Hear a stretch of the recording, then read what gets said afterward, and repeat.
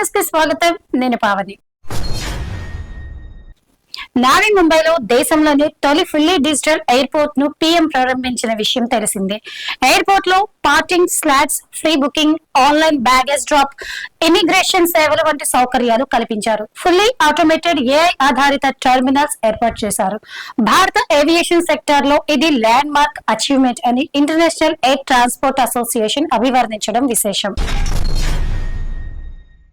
Finger and face recognition ద్వారా UPI payments జరిపేలా NPCL మార్పులు తీసుకొస్తున్న విషయం తెలిసిందే. అయితే దీనివల్ల ప్రమాదవశాత్తు జరిగే చెల్లింపులు పెరుగుతాయని టెక్ నిపుణులు హెచ్చరిస్తున్నారు. పిన్తో చెల్లిస్తే చివరి క్షణంలో రద్దు చేసుకోవచ్చు, కానీ బయోమెట్రిక్ ధృవీకరణ ఒక్కసారి పూర్తయితే చెల్లింపు జరిగిపోతుంది. రద్దు చేసే అవకాశం లేనందున మరింత అప్రమత్తంగా ఉండాలంటున్నారు. మెడిసిన్, ఫిజిక్స్, కెమిస్ట్రీ రంగాల్లో గొప్ప ఆవిష్కరణలకు గాను ఈ ఏడాది కూడా పలువురిని నోబెల్ బహుమతులు వరించాయి. కానీ వారిలో ఒక్కరూ భారతీయులు, భారత సంతతి శాస్త్రవేత్తలు లేకపోవడం సగటు భారతీయుడిని నిరాశకు గురి చేస్తోంది. 2019లో చివరిసారి భారత మూలాలున్న అభిజిత్ బెనర్జీకి ఎకనామిక్స్ లో నోబెల్ వచ్చింది. దేశంలో ఆవిష్కరణలకు కొదువు లేకున్నా నోబెల్ స్థాయికి అవి వెళ్లలేకపోతుండడం ఆలోచించాల్సిన విషయం. పాక్ డిఫెన్స్ మినిస్టర్ ఖవాజా ఆసిఫ్ మరోసారి భారత్ ను రెచ్చగొట్టే వ్యాఖ్యలు చేశారు. ఔరంగజేబ్ పాలనలో కొంతకాలం మినహా ఇండియా ఎప్పుడూ ఐక్యంగా లేదని చరిత్ర చెబుతోంది. పాకిస్తాన్ అల్ల పేరిట అవతరించింది. మా దేశంలో మేం వాదించుకున్న, గొడవలు పడ్డా భారత్ తో యుద్ధంలో కలిసే పోరాడతాం అని ఆసిఫ్ ఓ టీవీ ఇంటర్వ్యూలో వ్యాఖ్యానించారు. అయితే మొఘలుల కంటే ముందే చంద్రగుప్త మౌర్య, అశోకుడు అఖండ భారతాన్ని పాలించారు. మహారాష్ట్రలో కొత్తగా నిర్మించిన నావీ ముంబై ఇంటర్నేషనల్ ఎయిర్పోర్ట్ లో ఫేజ్ 1 ను పీఎం మోదీ ప్రారంభించారు. 1160 హెక్టార్ల విస్తీర్ణంలో 19,650 కోట్ల రూపాయలతో దేశంలోని తొలి ఫుల్లీ డిజిటల్ ఎయిర్పోర్ట్ గా దీన్ని నిర్మించారు. ఏటా 90 కోట్ల మంది ప్రయాణికులు రాకపోకలు సాగించవచ్చు. ఈ ఎయిర్పోర్ట్లను అదానీ ఎయిర్పోర్ట్లతో holdings 74%, city and industrial development corporation 26% సంయుక్తంగా నిర్మించాయి.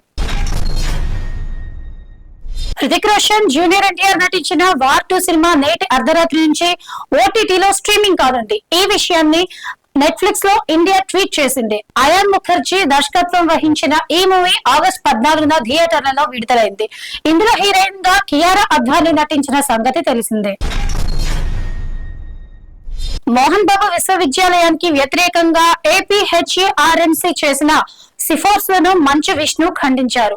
ఆ సిఫార్సులపై ఎంబీయూకు మద్దతుగా హైకోర్టు స్టే ఇచ్చింది.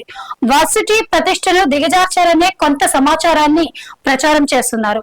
ఈ నిరాధారమైన వార్తలను నమ్మొద్దని కోరుతున్నాం. ఎంతో మందికి ఉచిత విద్య అందించాం, అనాథలను దత్తత తీసుకుని సంరక్షించాం, ఆర్మీ పోలీసుల పిల్లలకు పూర్తి స్కాలర్షిప్స్ ఇచ్చామని తెలిపారు. టాటా గ్రూప్ లో తలెత్తిన వివాదాలకు త్వరలోనే తెరపడనుందని సమాచారం. గ్రూప్ లోని టాటా, షాపర్జీ, పల్లంజీ సంస్థలు రాజీకి వస్తున్నట్లు జాతీయ మీడియా పేర్కొంటోంది. టాటా సన్లోనూ డైరెక్టర్ల మధ్య విభేదాలు నెలకొన్నాయి. వీటన్నింటిపై అమిత్ షా, నిర్మలా సమక్షంలో చర్చలు జరిగాయి. తీవ్ర ప్రభావం చూపించేలా మారిన విభేదాలు వీడాలని వారు స్పష్టం చేశారు. రతన్ టాటా మృతి తర్వాత గ్రూప్ లో విభేదాలు తలెత్తినట్లు చెబుతున్నారు. పారిస్ లోని ఐఫిల్ టవర్ ను 20 ఏళ్ల కోసమే 1889లో నిర్మించారనే విషయం మీకు తెలుసా? ఫ్రెంచ్ ఇంజనీరింగ్ సామర్థ్యాన్ని ప్రపంచానికి చాటి చెప్పేందుకు దీనిని నిర్మించారు. అందమైన పారిస్ లో ఈ టవర్ అసహ్యకరంగా కనిపిస్తోందని అక్కడి ప్రముఖుల నుంచి విమర్శలు వచ్చాయి. కానీ రేడియో టెలిగ్రాఫ్ ఆవిష్కరణకు టవర్ ఉపయోగపడింది. మొదటి ప్రపంచ యుద్ధ సమయంలో దీనికున్న యాంటెనాలు జర్మన్ సైన్యం కదలికలపై కీలక సమాచారం అందించాయి.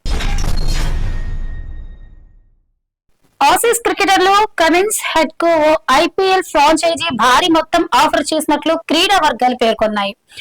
ఆస్ట్రేలియాను వీడి తమ ఫ్రాంచైజీ తరఫున గ్లోబల్ T20 టోర్నీలో ఆడితే ఏడాదికి 58.2 కోట్ల రూపాయల చొప్పున ఇవ్వజూపినట్లు వెల్లడించాయి.